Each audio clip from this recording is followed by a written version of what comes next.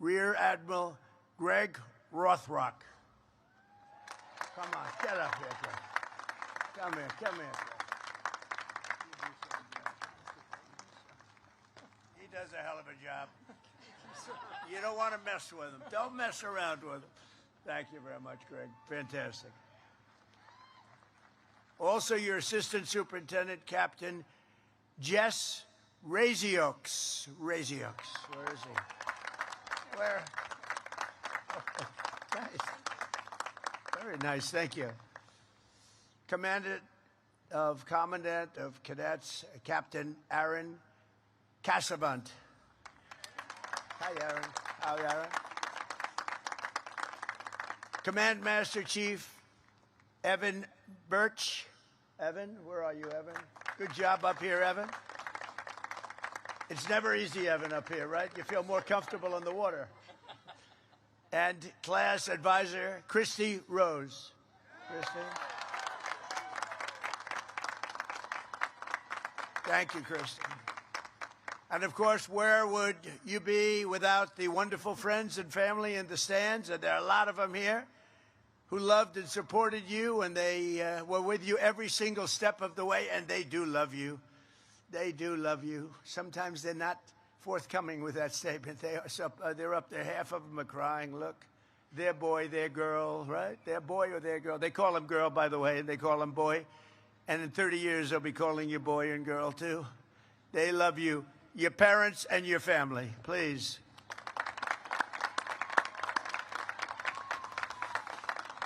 To all of the moms and dads, grandparents, and family members here on this joyous occasion, thank you for everything you've done to raise such amazing American patriots. We really appreciate it. What a group.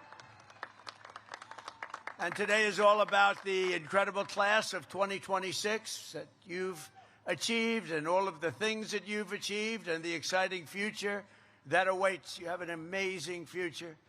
Very soon you'll swap your shoulder boards and you'll join the long blue line of legendary rescuers, seafarers, and service members that fill American hearts with admiration and pride. I've watched it.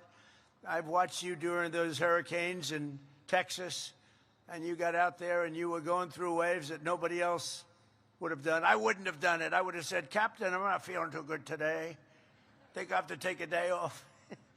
But you would have none of it. You are really something. I watched it. You saved so many lives. During my first term, we had one of the worst hurricanes ever in Texas and the Gulf. And the bravery that you displayed was incredible. You saved thousands. I think the number was 16,000, 17,000 lives you saved. Through every generation, the heroes of the United States Coast Guard have lived by a creed of honor and bravery and sacrifice that have defied every storm, shipwreck, and every single enemy attack. In the hour of need, our Coast Guardsmen have brought hope to the hopeless and swept the innocent from the jaws of a raging sea, seas like nobody's ever seen before in some cases. Coast Guard warriors piloted the famous Higgins boats and delivered American liberation to beaches of Normandy and sailed through smoke and flame and gunfire to put the Marines and the Guadalcanal very much into play, and they patrolled the distant shores of Manila Bay and Mekong Delta and the Red Sea, and they patrolled them like nobody has ever been able to patrol them before or since. For decades, the men and women of this noble service have repeated an unofficial motto of pure, unyielding courage. It says, you have to go out, but you don't have to come back. That's a statement. You have to go, I think of that, you have to go out, but you don't have to go back. And you know what that means? That means danger, and it's a statement that you live by.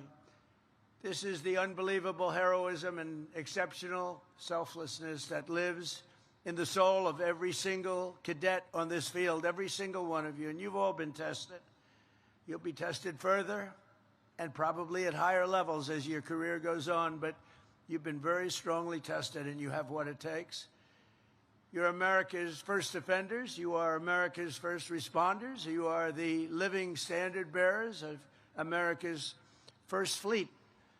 As your Commander-in-Chief, I could not be prouder of the great class of 2026. Congratulations. Congratulations. Amazing. And I'd have no doubt to say, and just like those Coast Guard legends who came before you, you will always put America first. We put America first now. We haven't done that for a long time, but we do that under the Trump administration, I will tell you. And the whole world is saying, well, America's first, and they put America first. And we help others too, but we put America first. 4 years ago, most of the cadets here today could have gone to almost any school that you wanted. It's so hard to get into the Coast Guard. I had so many people, sir, could you get my son? He wants to go to the Coast Guard Academy. And I look at the son, I say, he's not going to make it. Terrible. I lost a lot of friends.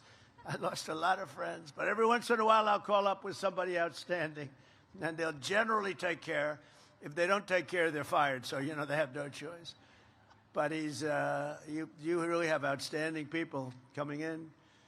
But you chose New London. You chose Cape May. You chose Kodiak Island. You chose the great service of God and country in the U.S. Coast Guard, and it was the best decision of your lives. One of the great decisions, you will say it.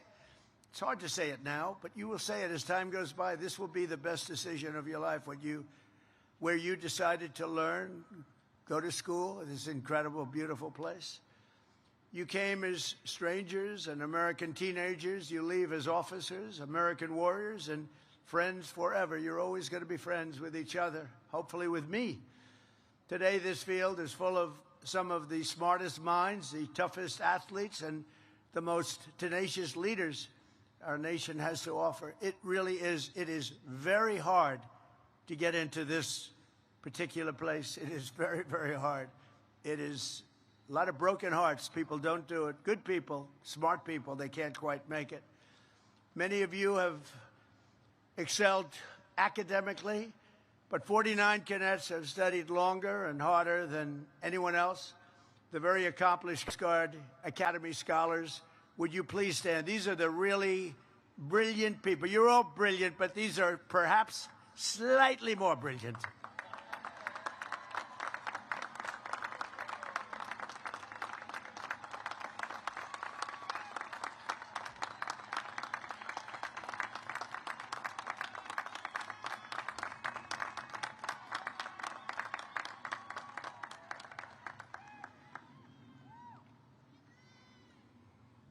Don't feel guilty. Don't feel guilty. Never feel guilty about success, right? But I think it's great.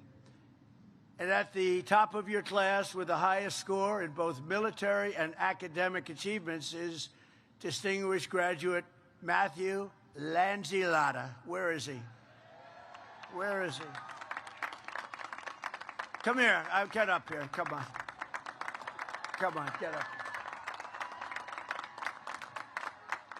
Get up here. I want to see this guy.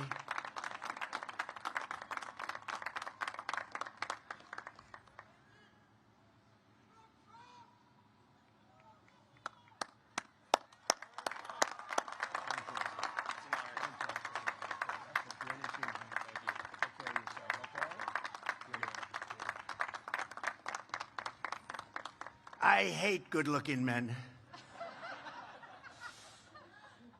Very good. Matthew, that's great. Thank you very much. It's a great honor. We also have the only cadet who earned a perfect score on every single fitness test. Now we're talking fitness. Do you know who this is already? Wow, this guy must be something. I think we'll have to invite him up. I want to check it out.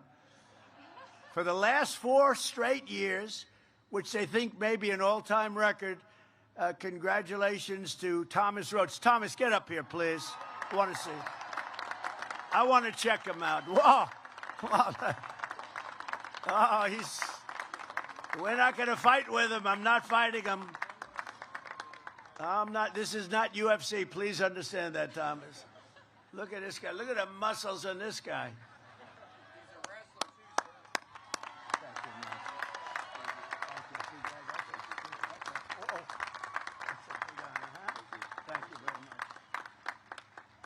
Just hit him on the shoulder. I hurt my hand. It's like hitting a rock. That's great. Thomas, that's fantastic. Another member of this class is making history as well today. Mike Kaddish becomes the first Coast Guard Academy graduate to ever go straight from the Corps of Cadets into the Coast Guard Special Forces. So what was that all about? Come on up here. Come on. Let's go. Come on up here, Mike. I want to see what these guys... I like to see, like, what these guys are like. Because, you know, it's competition for me, too. I have to compete with you now. I'm not liking that. How are you? Fantastic. Wow, that's a big achievement.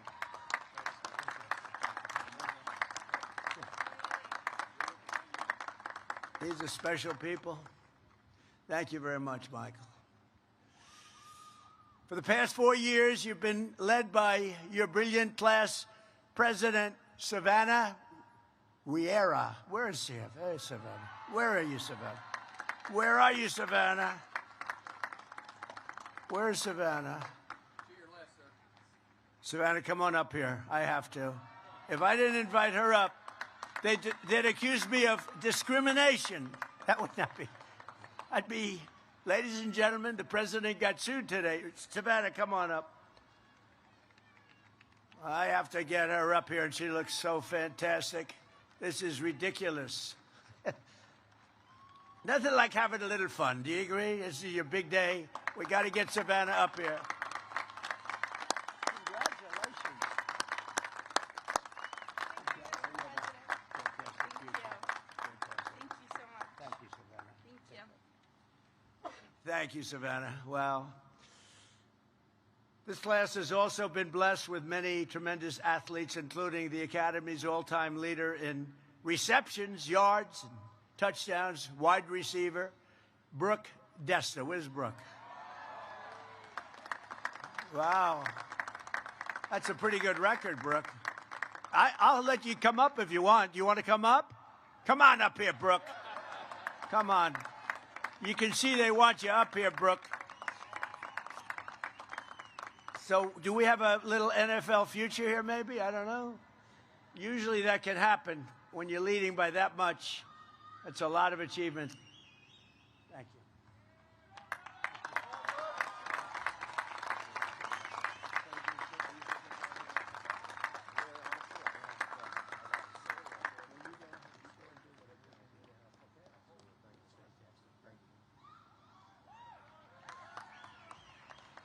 You know, we've made it possible. I did this.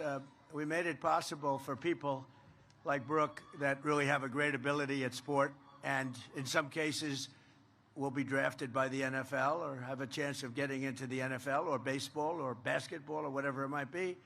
The problem is they had to serve, as you know. They had to serve 5 years, and that's not exactly conducive to being drafted very high if you had to go away. So I made a decision in my first term, and we adhere to it very strongly, that when somebody has the ability, going to Coast Guard or West Point, Annapolis, Air Force, any of them, if you have a student with extreme ability that gets drafted and can play in professional football, we allow you to go immediately, and you serve your time in the Coast Guard or whatever after your professional career is over. And it has made such a difference. It's also made a big difference in recruiting. That's why your teams are better today than they used to be. So I make these little contributions. I don't know if people know I made those contributions, but so Brooke, I want 25% of everything you earn. Thank you, Brooke. I appreciate it. So it's a little bit of a help, but it actually, what we didn't expect, it made your recruiting much